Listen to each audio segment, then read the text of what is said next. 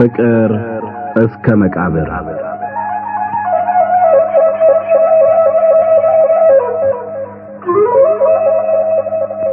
ደራሲ ሐዲስ ዓለማየሁ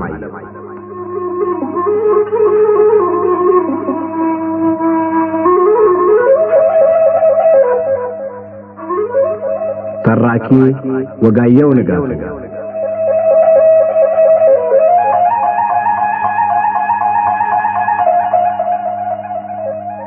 ፍቅር እስከ መቃብር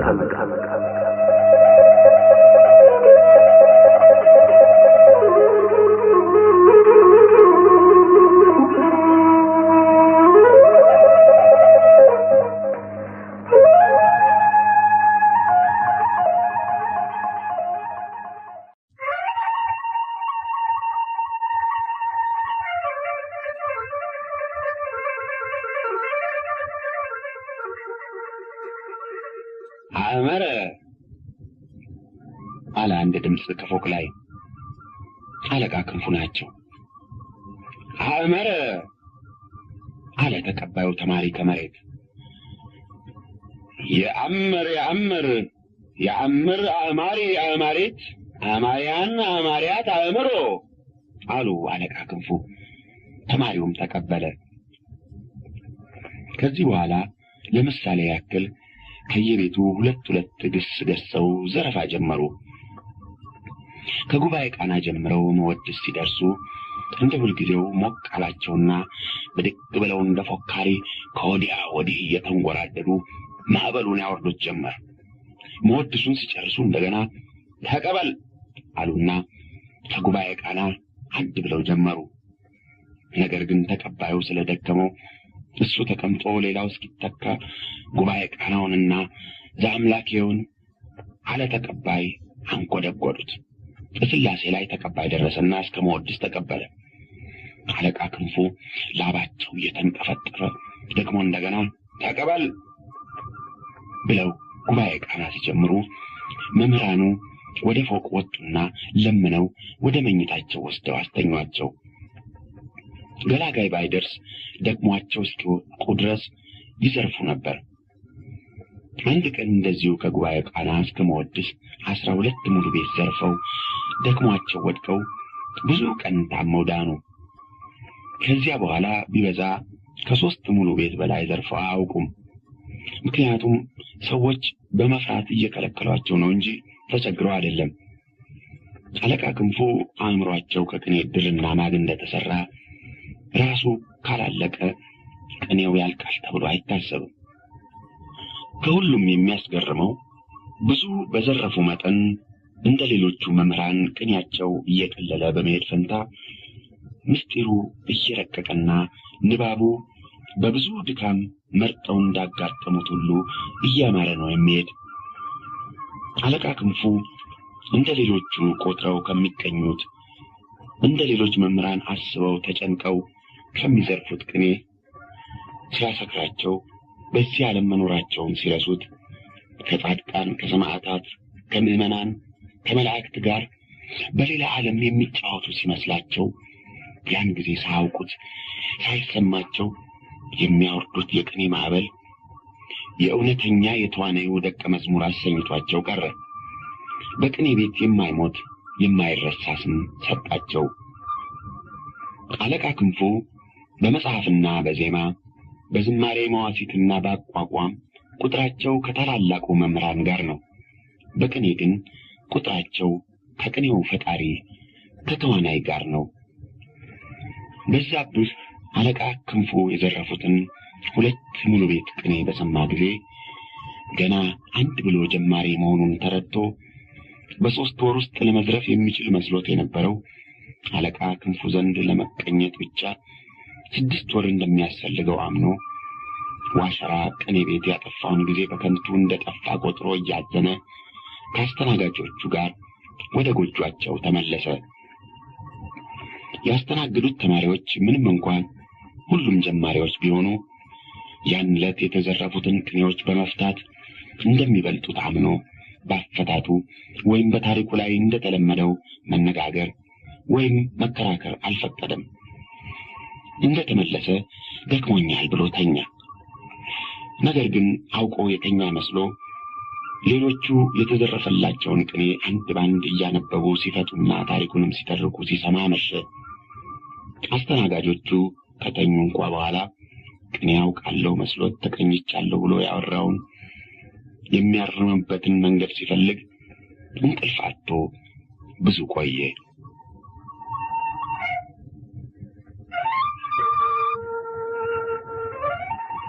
በበነጋው በዛብህ ከአለቃ ክንፉ ጋር ለመገናኘት ቢሞክር ጊዜያቸውን በሙሉ ቅኔ ለሚነግሩትና መጽሐፍ ለሚቀጽሉት ዝማሬ መዋሲትም ለሚያሄዱት መድበው ሰጥተው ስለነበረና እንዲሁም ማታ ዘረፋው የእሳቸው ስለነበረ ሳይመች ቀርቶ በሶስተኛው ቀን እንዲገናኝ ተቀጠረ። በቀጠሮው ከመምህራኑ አንዱ እየመራው አለቃ ክንፉ ወዳሉበት ፎቅ ፊትና ኋላ ሆነው በዚያ የተሰራበት ዘመን በተረሳ አሮጌ መሰላል ሲወጡ የጩኸቱ ብዛት እንኳን ፎቅ ላይ ያለ ከአጥር ውጭ የተኛ ሰው ከእንቅልፍ ያነቃ ነበር። መሰላሉን ወጥተው አንዲት ትንሽ ጓዳ በር ሲደርሱ መሪው ወደ ኋላ ቀረና በዛብህን ወደ ውስጥ ገፍቶት ተመለሰ።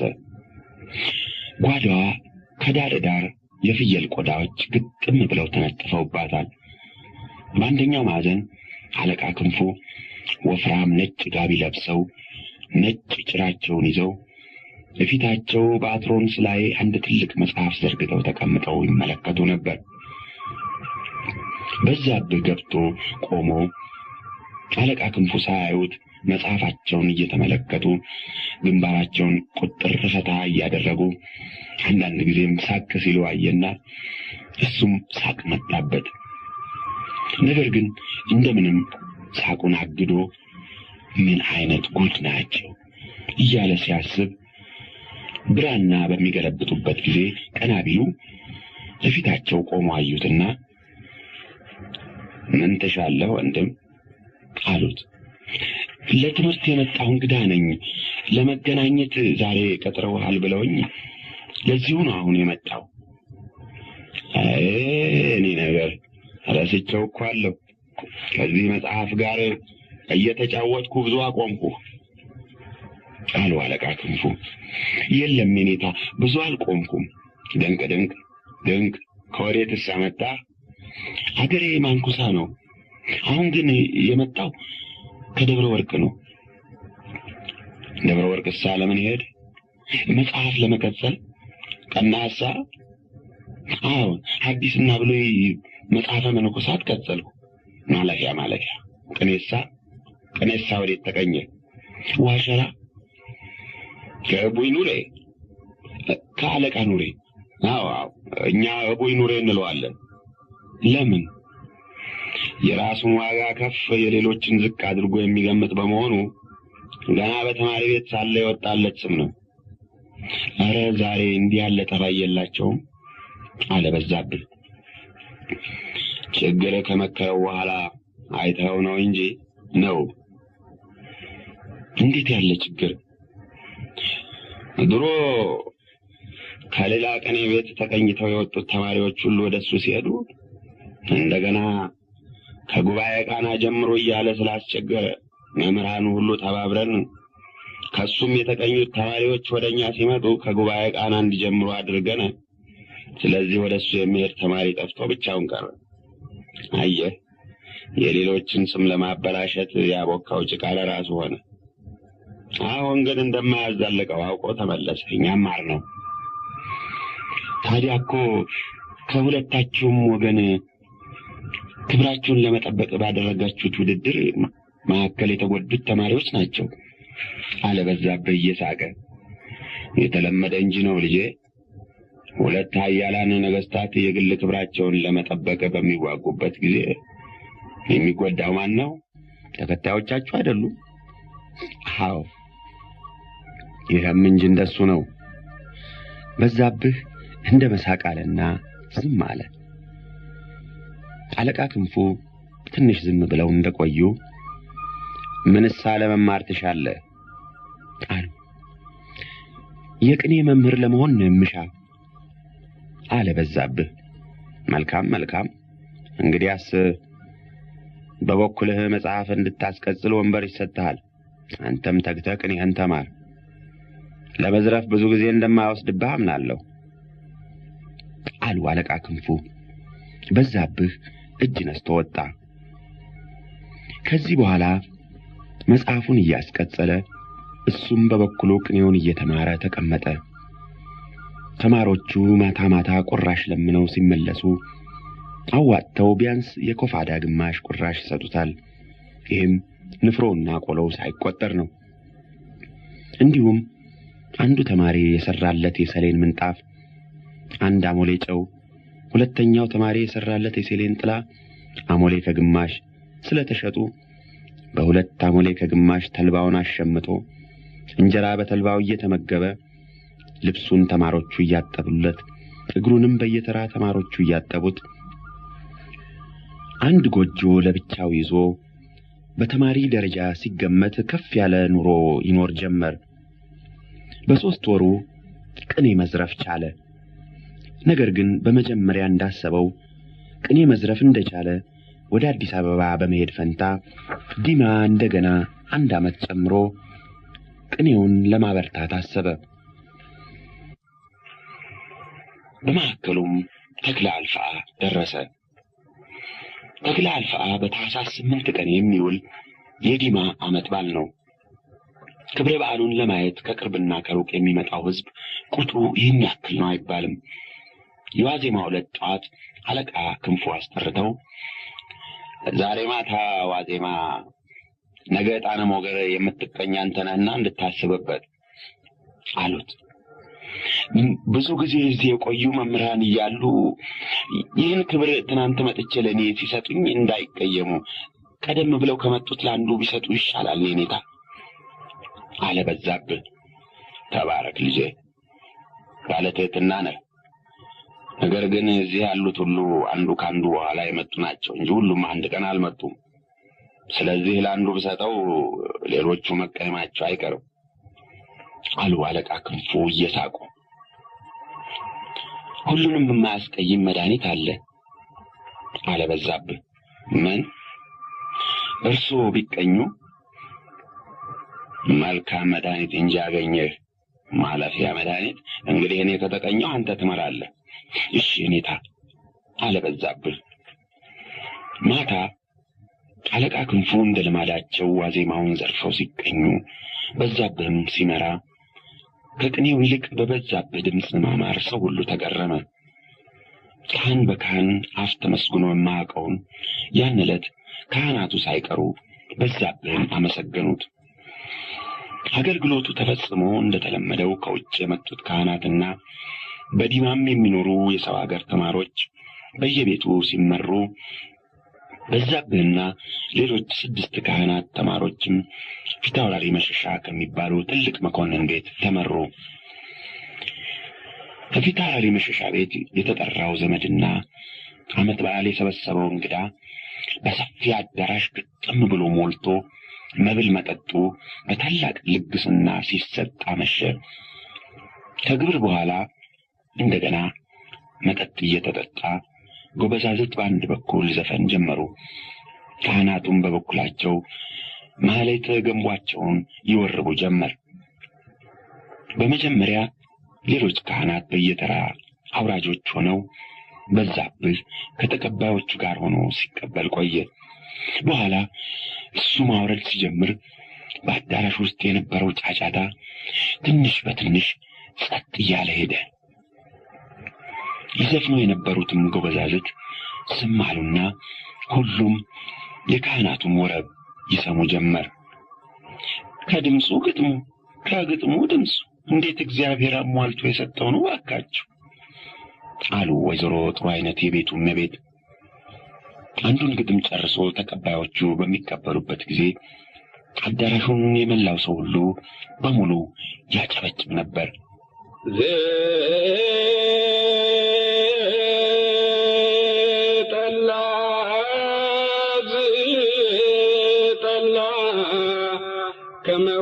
ከመወይን ጣዕሙ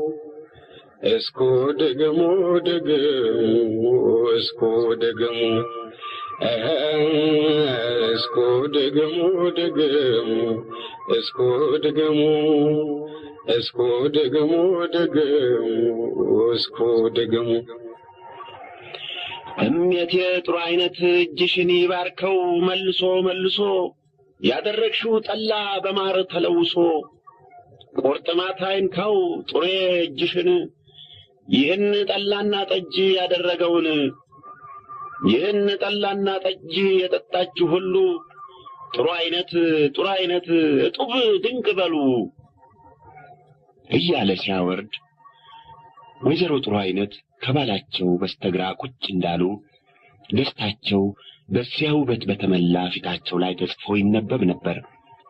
ፊታውራሪ መሸሻም የምሽታቸውን ሁኔታ አዩና አጋፋሪውን ጠርተው ካህናቱን እንዳይደክማችሁ አርፋችሁ ስትጠጡ ቆዩ በላቸው ብለው ነገሩት።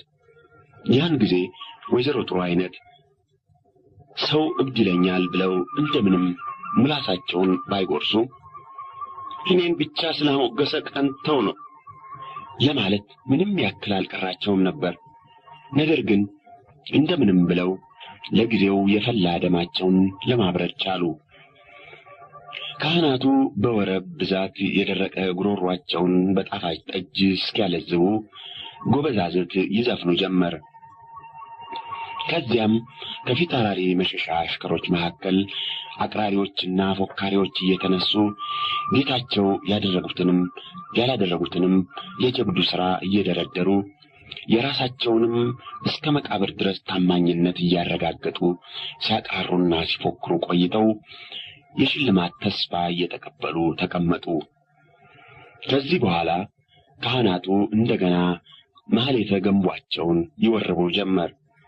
በመጀመሪያ 2 ተማሮች በተራ እንዳወረዱ በዛብህ ተቀበለና በመጫ በዳሞት በነማይ ስንሻ ዲማ ላይ ተገኘ ለድሆች መሸሻ ለራበው ለጠማው ለተቸገረው መሸሻ አንተን ሰጠው እግዚአብሔር ቸር ነው ብሎ ገና ግጥሙን የሚቀጥል መሆኑ ወይም እዚያ ላይ ማቆሙ ሳይታወቅ ፊታውራሪ መሸሻ ደስታው አላስችላቸው ብሎ ራሳቸው ብድግ ብለው ግምጃ ቤታቸውን ጠርተው ንሳ ይሄን ደማም ተማሪ ሙሉ ልብስ ሸልመህ አምጣልኝ አሉ። ወዲያው በዛብህ መርዱፋ ሱሪ ባለዛፍ እጀ ጠባብና ቀጭን ጥበብ ኩታ ለብሶ መጣና የጌቶችንና የእመይተን ጉልበት ስሞ ወደ ቦታው ሲመለስ በዚያ ከነበሩት ብዙዎቹ ይገባሃል ለቀሚስና ለካባ ለጥንግ ድርብ ያብቃ እያሉ መረቁ። ጓደኞቹ ብቻ ጠሉት። ከዚያ በኋላ አፋቸውን እንኳን ለወረብ ለመጠጥም መክፈት አቃታቸው። ወዲያውም ጊዜ አልፎ ስለነበረ ጌቶችና እመይቴ ተነስተው ወደ እልፍኛቸው ገቡ። በዛብህ በበዓሉ ሳምንት ለፊታውራሪ መሸሻ እጅግ ባለሟል ሆኖ ሳይለይ ሰነበተ። ከበዓሉ ውጪ ወደ ተማሪ ቤቱ ለመመለስ ሲሰናበት ግርግር ሆነና ለብቻ ተገናኝተን አላነጋገርኩም። አገር ወዴት ነው አሉት ፊታውራሪ። አገሬ ማንኩሳ ነው ጌታዬ አለ በዛብህ። እዚህ አያሌ ለመቆየት ታስባለህ? እኔ 1 ዓመት ለመቆየት አስባለሁ። ነገር ግን ፈጻሚው እግዚአብሔር ነው። እዚህ በመጥቆይበት ጊዜ ቤታችን ቤትህ ነው፣ አትለየን። እንዳትሰቀቅ እንኳን ላንተ ላንዱ ለብዙ እንሆናለን አሉ ፊታውራሪ መሸሻ ረጅም ጢማቸውን በግራ እጃቸው ወደ ታች እየላጉ። በዛብህ እጅ ነስቶ ስለ ሽልማቱና ስለ መስተንግዶም አመስግኖ ወደ ተማሪ ቤቱ ሄደ። ከዚያ ጊዜ ጀምሮ ለፊታውራሪ መሸሻና ለወይዘሮ ጥሩ አይነት ለቤተሰቡም በሙሉ ቤተኛ ሆነ። ለምሳ ባይሆን ለራት፣ ለራት ባይሆን ለምሳ ከፊታውራሪ መሸሻ ቤት አይጠፋም። አንዳንድ ጊዜም ሳይመጣ ውሎ ያደረ እንደሆነ እንደወለዱት ልጅ ተጨንቀው ለተማሪ ቤቱ ድረስ ጠያቂ ይልኩ ነበር። ፊታውራሪ መሸሻ በባላባትነታቸው እጅግ የሚኮሩ መኮንን ነበሩ። ከትግሬ፣ ከሸዋ፣ ከጎንደር ነገስታት ጋር ያላቸውን ዝምድና ቁጭ ብለው እንደ ውዳሴ ማርያም መድገም የጀመሩ እንደሆነ ሰሚ የሚሰለቻቸው አይመስላቸውም። እሳቸው እንደሚተርኩት የሆነ እንደሆነ በትግሬም ይሁን በሸዋ ወይም በጎንደር መንገስ ቢቀርባቸው እንኳ ቀጥሎ ያለው ቦታ ለሌላ መሰጠቱን እንደ ግፍግፍ ይቆጥሩት ነበር። ነገር ግን ምን ይደረጋል? በድል እንጂ በትግል የማይገኝ ነገር። እኔ መሸሻ፣ እኔ ደፋር ጌታ፣ በዘር ይሁን በሙያ እንኳን የሚበልጠኝ የሚተካከለኝ እንደሌለ ማንም ያውቃል። ዳሩ ምን ይሆናል?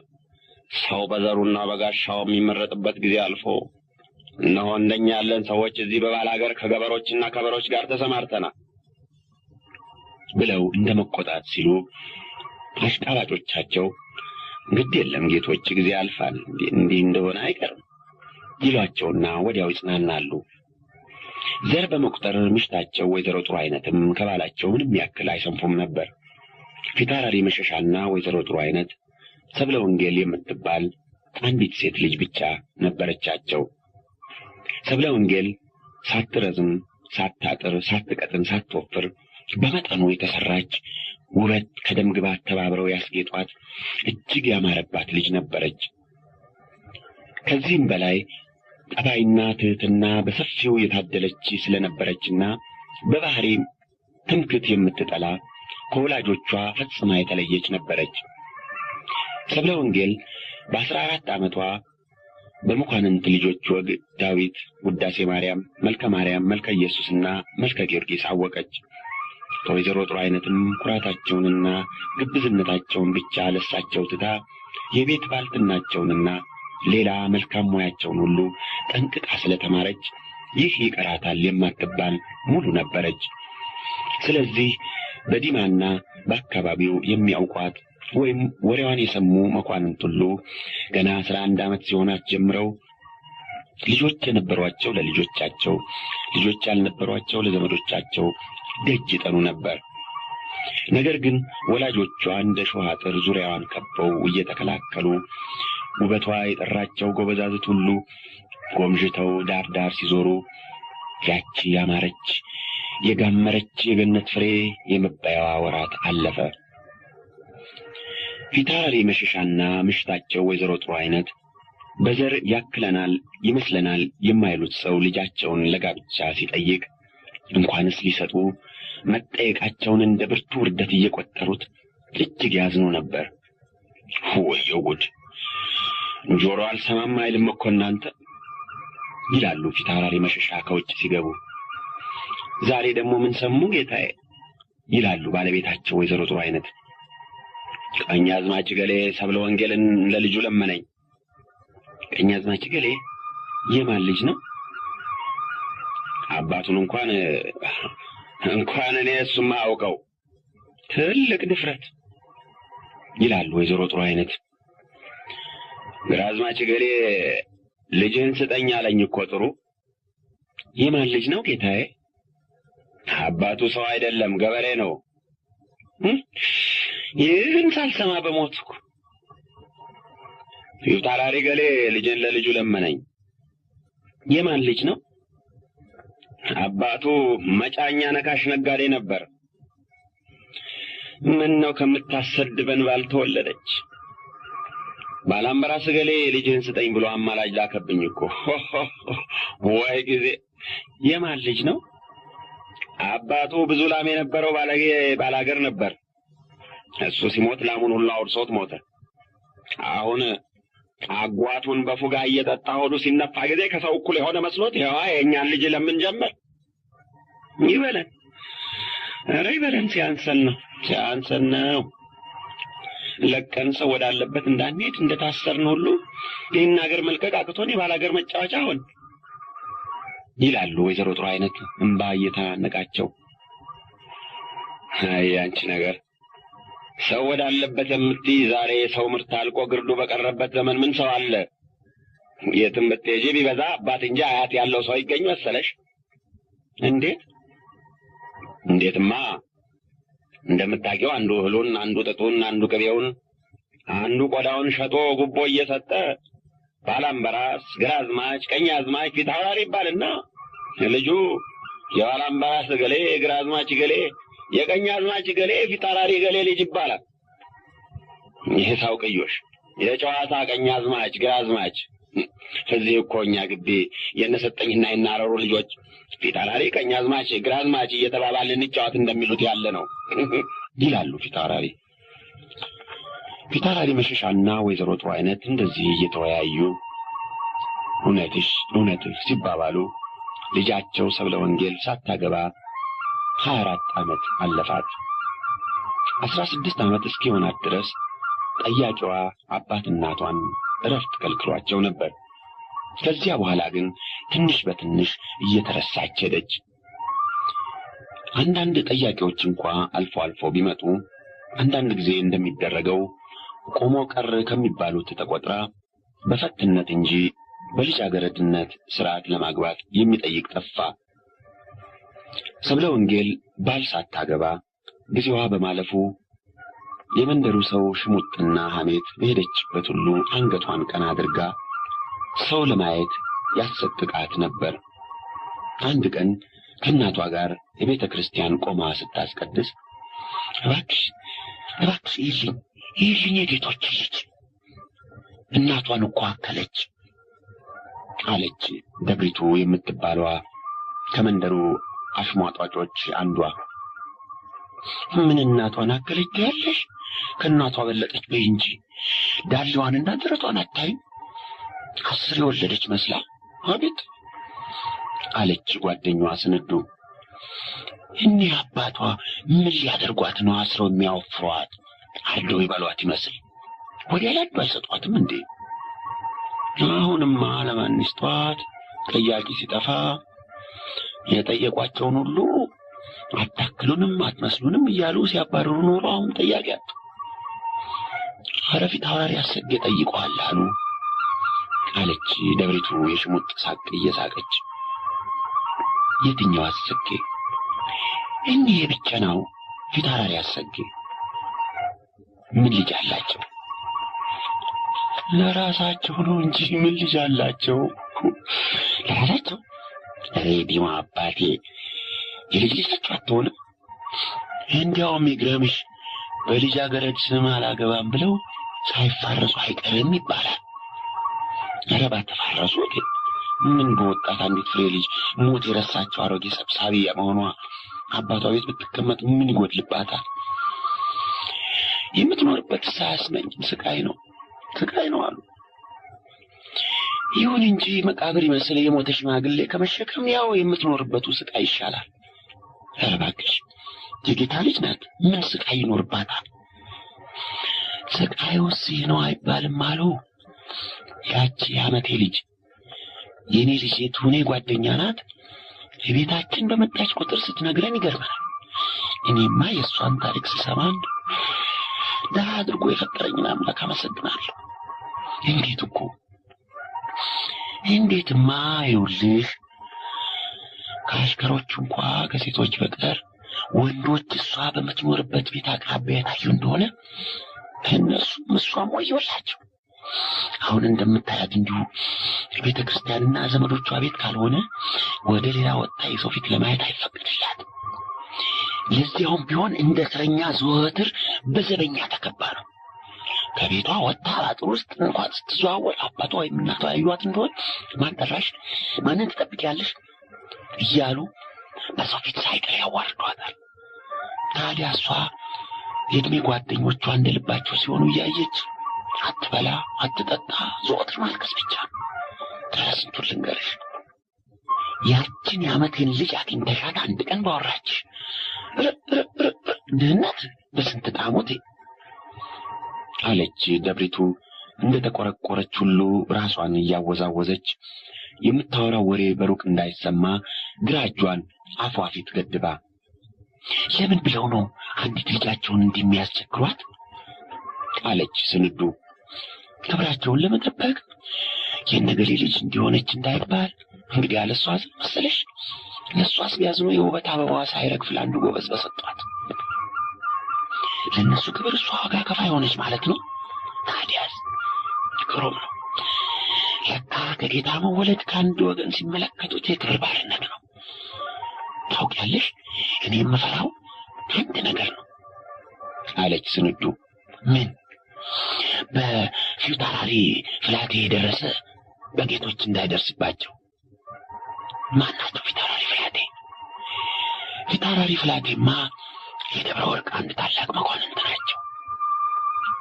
የመጀመሪያ ባሌን አግብቼ 2 ዓመት ደብረ ወርቅ በተቀመጥኩበት ጊዜ ቤታችን ግቢያቸው አጠገብ ስለነበር አልፎ አልፎ ከተማዋ የማይሰማውን ጠዋት ማታ የሚላስ የሚቀመሰውን እናውቅ ነበር። ስራዬ ቤት ያለበት ቤት እንዴት እንደሆነ ታውቅ የለም?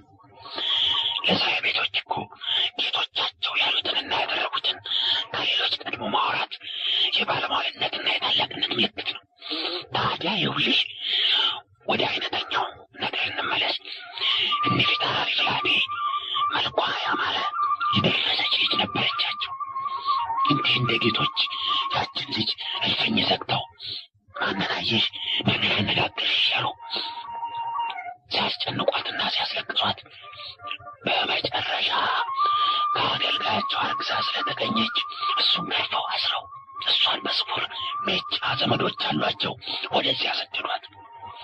ነገር ግን ክፉ ስራ ሰርቶ ከመሸሸግ አለመስራቱ ይቀላል እንደሚባለው ተረት ነገሩ ወዲያው ተገለጸና የደብረ ወርቅ ሕዝብ ዓመት ሙሉ ዘፈነበት። ወይ ውርደት! ወይ ውርደት! አባት እናቷ እንዴት ያፍሩ እባክሽ! እኔ በልጅቷ አልፈርድም። ራባት እንጀራ በወጥ ለመብላት ብትፈልግ አጣች። ስለዚህ በቅርቡ ያገኘችውን ቆሎ ሰረቀች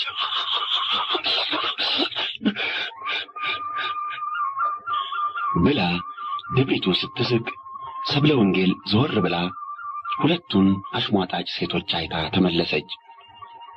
ደብሪቱና ስንዱ ደንግጠው ትንሽ ዝም ብለው እንደቆዩ ሰምታን ይሆን እባክሽ አለች ስንዱ።